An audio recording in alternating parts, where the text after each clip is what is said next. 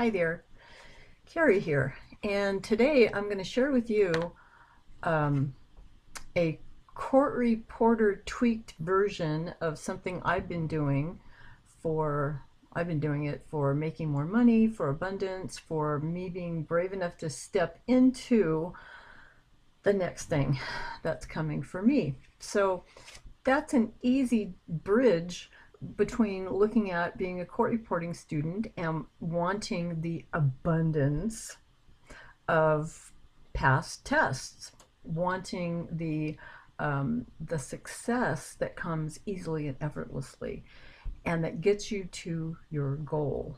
It's the same thing, all of it. So I sat last night as I was doing my process, which, like, I woke up this morning with synchronicities happening all over the place, which just tells me it brought to the surface and piqued my awareness, and that's a great thing. So what we're going to do, first of all, I'm going to give you, at the end of this, I'm going to give you a script. That this is not a hypnosis, well, it is actually, but it's not the way you would think of as being a hypnosis type process. But your brain learns two ways. It learns by repetition and it learns by hypnosis. This is repetition. For those of you who find it really difficult to take one of my recordings and to hit play and fall asleep, because I know that can be really difficult. So instead, we're going to do a repetitious exercise. And for some people who are still afraid of hypnosis, I get it, so that's fine. The first thing we're going to do is I'm going to ask you, and you can pause the recording here for you to do what you need to do, but grab a piece of paper, grab a pen, and then come back. And I'm going to ask you to, I just realized I forgot my other piece of paper, so I'm going to pause you for a second. Let's see, oops, pause. And I'm back. The magic of the pause button. So the first thing we're going to do is, I've talked to you guys about this before. Maybe you remember, maybe you don't. You're going to hear it again. With affirmations, we can throw down affirmations all day long. We can make vision boards all day long. Vision boards are great because they are a constant visual reminder without words. I love that. Well, sometimes they have words, but I love that much more than affirmations because you have to be really careful with the affirmations in order to get them to be able to take hold. And they take repetition. I mean, if it took, 7 years to thoroughly program you into the doubts and misconceptions and misbeliefs that you have about what's possible for you in your life, it's going to take a long time to reprogram that out of you just by repetition, by deliberately trying to overcome the negative thoughts. Because first of all, you got to find them. You got to see them as they're happening, and they happen so fast. And you're so used to hearing them that you don't even realize that they're having a negative impact on the results that you see in your life. So the first thing we're going to do is delete the negative thought patterns that are in your mind. Now, in order to delete them, we have to know what they are. So I want you on your piece of paper to write the word delete. And under that, and you can pause this, you're going to write down all the things that you think you're harboring that you would like to delete. Now, I'll give you an example of mine that I came up with. Please, no judgment, no criticism. It's my stuff, and this is your stuff. No judgment, no criticism. How can you get past it if you pass judgment on it? So here's my list of what I want to delete. Resentment. That's from the past. That's stuff that I'd love to forgive, but I really have a hard time with. Or I think I've forgiven, but then it raises its little ugly head again, and I realize I haven't. I want to delete resentment from the past and stuff going forward, but right now, for the past. I want to delete fear of big money. Now, for a lot of you guys, the money I'm making is huge. And it's, when I look at the fact that I have made more in a day than I did my whole first year of court reporting. Well, it was actually for 6 months because I started like in July. But some days I feel like the old programs rear up and say, well, you don't deserve that. You haven't worked hard enough. Bullshit, I didn't work hard enough. What about all those years in school so that I have the skill that today can provide me with making $15,000 in a day or $24,000 in a week? And it's happened. And I've had emotional reactions to that. So I obviously have a fear of big money that's consistently coming to me. I have a fear of ignorance of money, which means I am afraid that if I make it, I won't know how to invest it, handle it, protect it, keep it, and make more. And it's not my complete object in life, but you guys, I'll be 70 years old in May. And I lost several retirement plans through 2 different marriages. And I have spent probably about 20 years doing makeup to catch up to where I should have been had I just been making, $100, $500 contributions to an IRA plan all the way along. So I have a fear of ignorance of money. I have a doubt about being great, that you don't want to be too big for your britches. Who do you think you are? Those are the programs running in the back of my mind. And then there's the looping thoughts. Why can't you do better? And who do you think you are when you achieve better? So, and that's a no-win. That's a looping thought in your head that is no way to win. My next one is, not only do I have a fear of success, but I have a fear of failure. So I want to get rid of that also. I want to get rid of a fear of criticism. Now, I've done great work with that over the last 5-7 years, but it needs to go. And the very last one is, I want to delete any leftover anxiety. Because as I've talked to you guys repeatedly, I'm grateful that I'm in a place where I don't wake up with panic attacks every single morning. And that was how I woke up for the first 59 years of my life.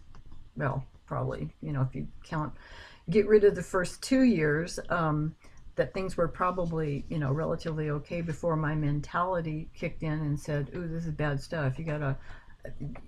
You have to feel anxiety so that you can stay on track to keep everybody else happy and keep yourself safe. So that all came from there. So pause this, write down whatever it is. It doesn't have to be it can be 2 things. It could be 1 thing that you want to delete from your ordinary thinking patterns. Okay, it can be just 1, or however many you'd like. Those are the ones that came to me in the period of time. I think I gave myself 5 minutes to just kind of sit there and think about what's the shit that comes up in my life repeatedly that I go, yeah, I got to work on that. Yeah, I wish that didn't come up. Yeah, I don't know how to get on top of that one. Or there it is again. Just the awareness. So take some time, write them down. Come back when you're ready. Now, next, we are going to neutralize them. We're going to take each of those on your list and you're going to reframe them. Now, this is a whole skill set. And if you have trouble with this, please let me know. I will help you. But I'm also going to share with you how I reframed and neutralized the things that are on my list. Like the very first thing is resentment. Now, how do you neutralize that? How do you reframe that to something that's positive? So if I'm filled with resentment, what might be a better opposite way of looking at that? Oh, I am filled with goodwill and forgiveness, because that's what I really want. It's like, and it's so much easier to get a positive thing that you want rather than wanting to get rid of something you don't want. And that's what this exercise is about. My second thing, fear of big money and fear of ignorance of money. I combined those. And my reframe is, as big money comes to me easily, I learn and know how to handle it. Like, I'm affirming that I'm a smart person. If I can't figure this out, I can find a professional who can.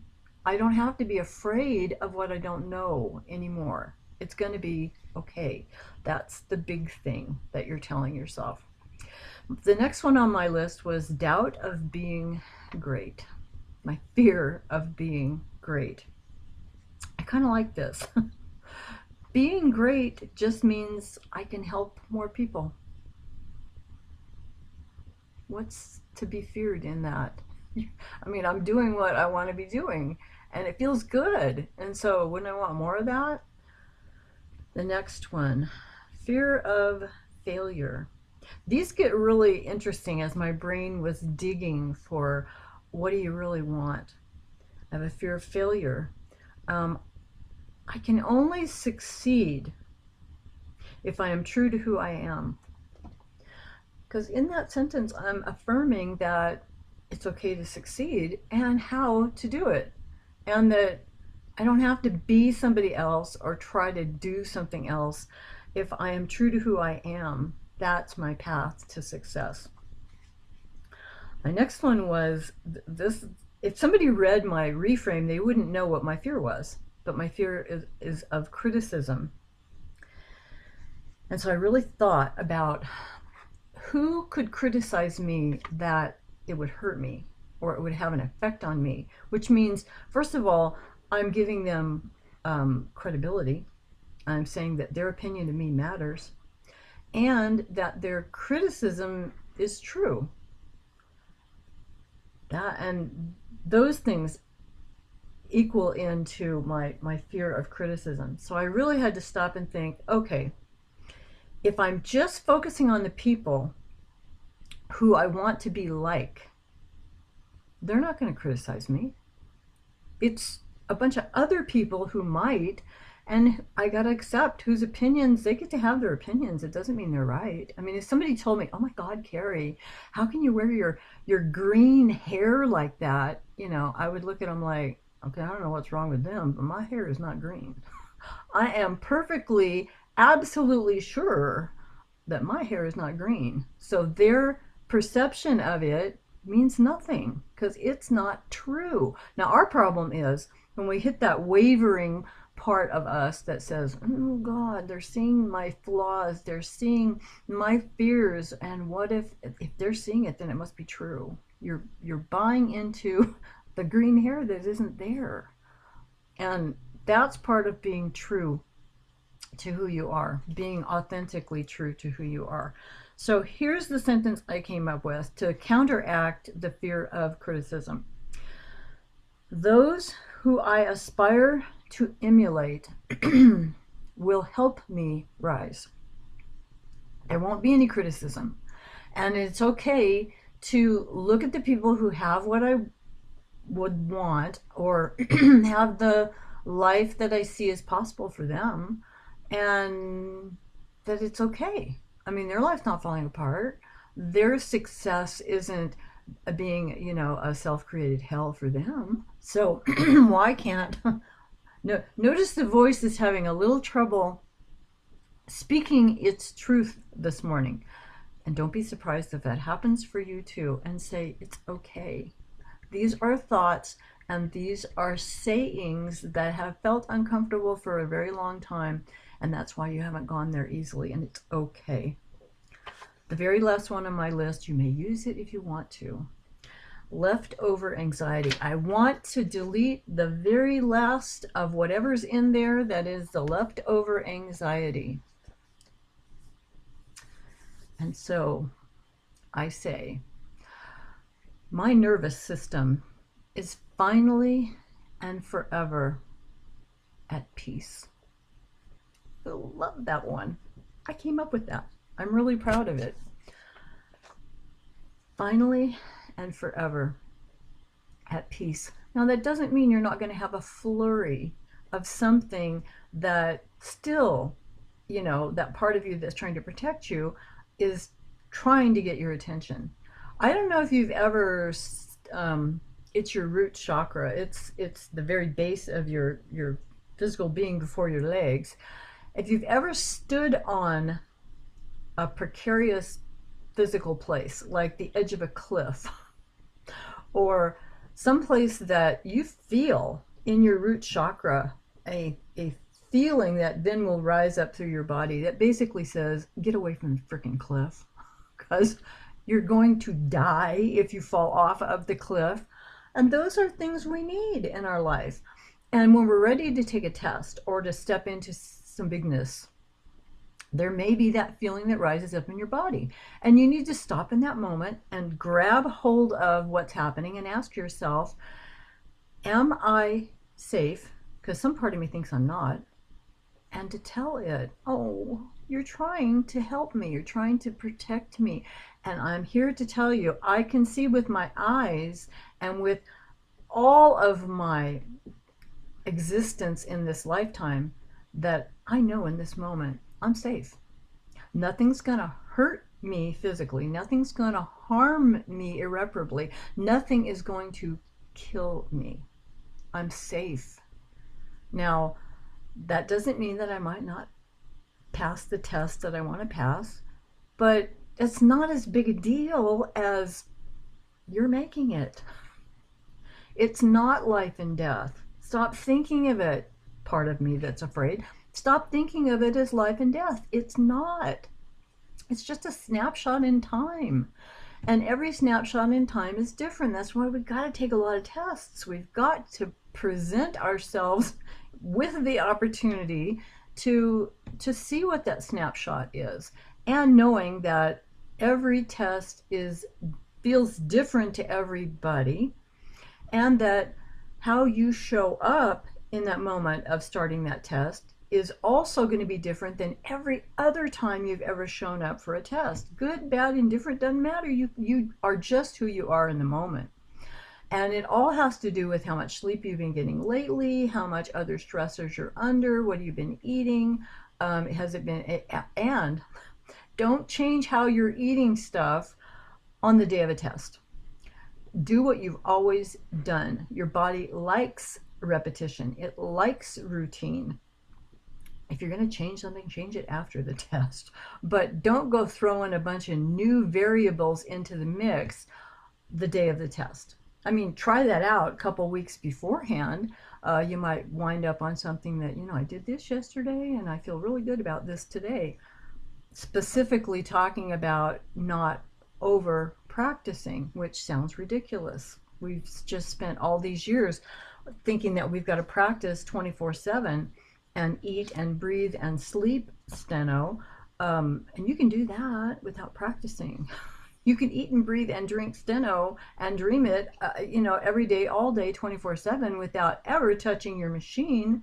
So realize that there can be, I'm not saying for you there is, but there can be a moment of too much mental pressure and too much physical exertion. Meaning, I hear it all the time. I'm practicing till I'm just ready to drop. I'm exhausted and I'm not getting any better results. I don't doubt that. You just got through telling me you're exhausted. How about if you honor yourself? I mean, we've got this idea that if we check off of the planet for 24 hours or 48 hours, that somehow we're going to drop back from 225 to 80. And we're going to have to start the whole journey all over again. And that's bullshit. Because I can tell you from personal experience, having had 3 babies while I was working, having to take off time and come back, whether it was 2 months, 3 months, or 4 months, that within 2 to 3 days, and not having touched my machine during that time, I would come back and was up to speed again. You never lose the speed that you've attained. It's yours. You've conquered it. It's yours. Stop telling yourself that you're going to lose speed. You're not. You're going to lose a little bit of endurance. Your body may hurt, and you're going to lose a little bit of accuracy, but you are not going to lose speed. Someday I'll tell you the story of why. But for 8 years, I didn't report. From 1996 to 2004, I didn't report. I didn't touch my machine. And through what I now understand were not coincidences at all, it was meant to be. And the person who presented in front of me, I was meant to meet. And everything happens for a reason. Did I choose all this? I don't know. That's a whole nother video. But from the moment I met her, I pulled my machine out of the garage and it was deader than a doornail. I didn't have a computer system with software that worked because it had been 8 years. I had nothing to practice with. So I drug this poor old dusty machine out of the garage, plugged it into the wall, and started practicing on the news. Every time the news came on, and every show I could find that was a lot of people talking fast. And I took the Nevada state test 3 weeks after that. And that's not an easy test. I mean, it's not as hard as California, but it's not an easy test. And I passed. And I'm not special. You don't lose speed. So stop telling yourself that. Give yourself the time you need to relax and to rest and to recoup and for your muscles to rebuild mentally and physically, and then come back and hit it again.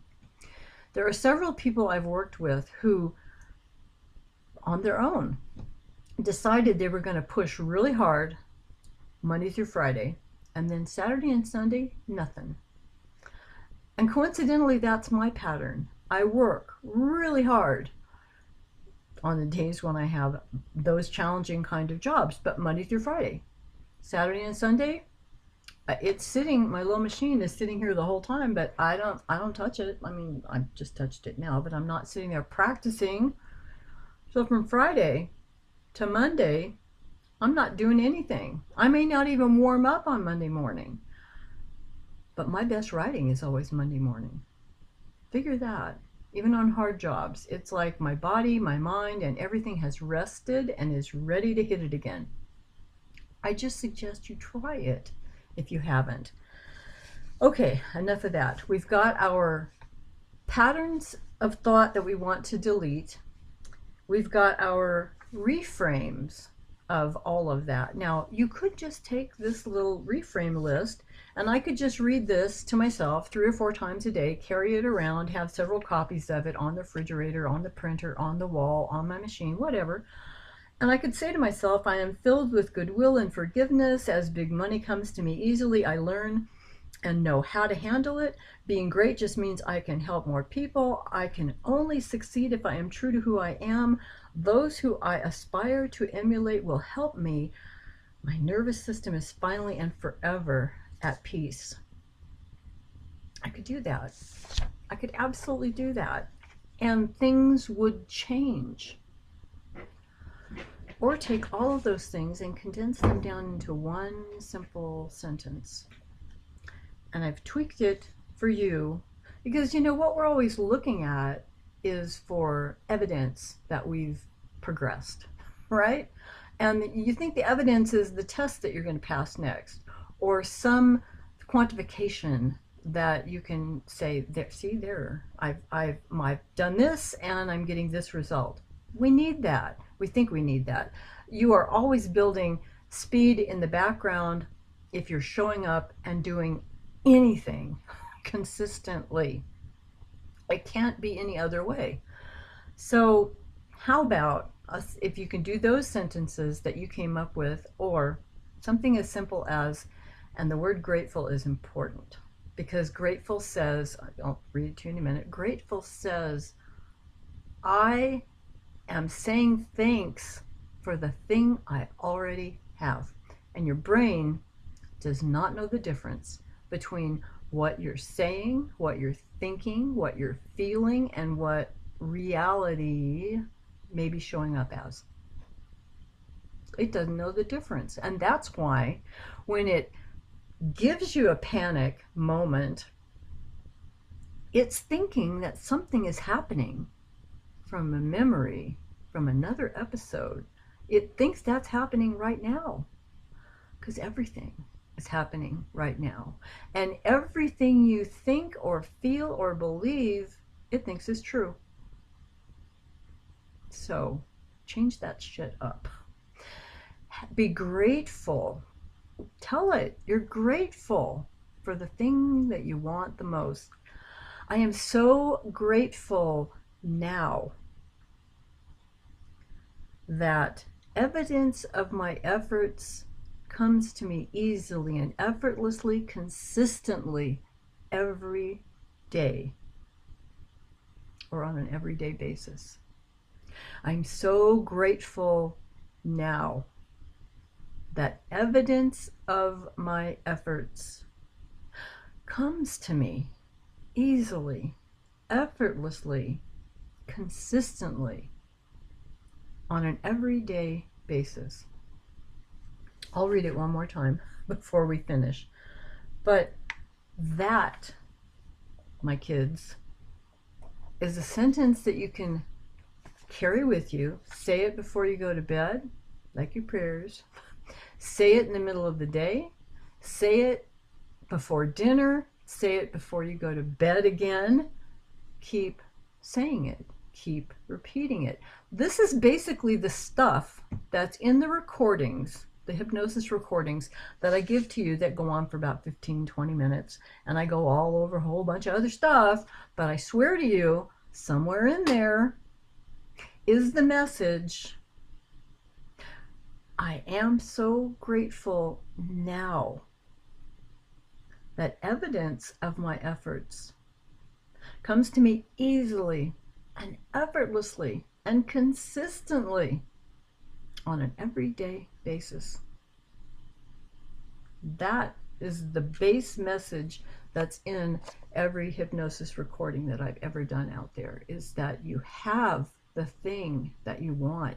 You are grateful for actually finally realizing that everything you ever wanted is already within you, and you've done the work, the physical part of it, to make it possible, that you are ready to have evidence of your efforts in terms of passing tests, in terms of being certified, in terms of being done with school, in terms of being out and ready to work in the field, and not being afraid of the ignorance you may feel, because you will find experts who will help you to feel comfortable as you ease into this whole new world, which basically looks a lot like school, except there's money attached to it.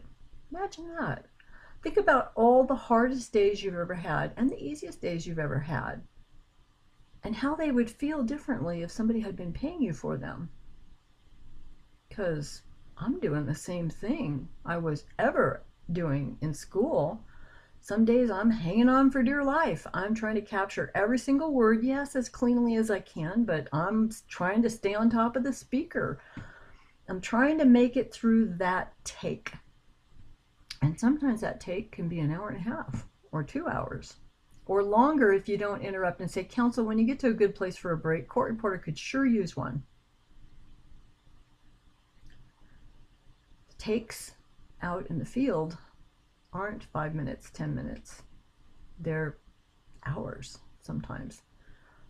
And that's okay, because you will have the skill set and the endurance that will see you through those times. Don't be afraid of them. Don't be afraid of it. The money is motivating. And once your brain realizes that the cleaner and the faster you can write, the faster you can transcribe the material, the faster you can take another job, the more money you're making. And it gets on board and cleans up your notes and increases your speed and your accuracy simply by understanding the equation. And it could never understand that in school, because there was no motivation attached to it. There was just the next test and the next test and the next test, and most of them you're going to fail. So why get excited about that? when you're out in the field, the money is a motivator. The more time with your family and spare time and the other things in your life besides, was there other things in your life besides reporting? Like for some of us, there isn't really. I mean, I love reporting and I love hypnotherapy and neuroscience, and those are kind of my things. That's my gig. It's what makes me happy. But you may have other things you like to do in your life, and it will give you the time to do that. If you're spending less time editing transcripts because your notes are cleaner, imagine that. And you make money. You make more money. Anyway, I love you. I hope this has helped. Um, if it works for you, if you have any questions, get a hold of me. If it works for you as quickly as it started working for me, because don't be surprised if you start seeing synchronicities that just tell you your brain is has lifted its level of awareness. It's had a paradigm shift.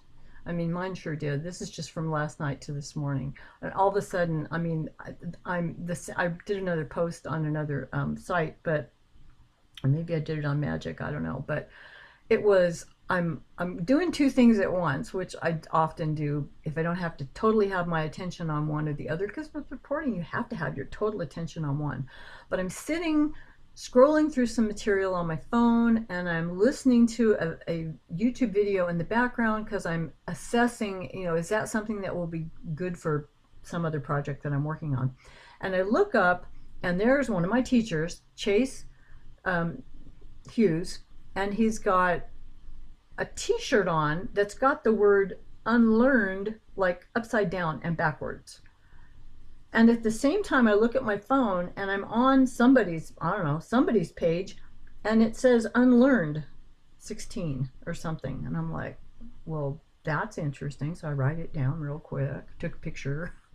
And then within 15 minutes, I'm watching, was it Stephen Bartlett, Diary of a CEO, I think is his podcast. And he was talking to a mentalist, and that was the reason I was watching that particular thing. And I look up, and he's been handed a piece of paper by the mentalist, and he's opening, I don't know what their conversation was before. I'll go back and watch it because it was fascinating. But he opens up this piece of paper and then shows it to the camera. It's a picture of Michelle Obama. And I look down at my phone, and there's happy 62nd birthday to Michelle Obama. There's, her and Barack. And I'm like, write it down again. To me, this is telling me you're awake. You are more aware of what's available out there than you were yesterday, because you're seeing things you wouldn't have seen yesterday. When I have those deja vu moments or those synchronicities, I have stopped trying to figure out what they mean in the moment. What they mean is, you wouldn't have seen that yesterday, and today you do, which means you're in a different place, which means all kinds of things are available to you today that were not available to you yesterday. Bravo. Guys, have a great day. I hope this has helped, and I'll catch you again soon.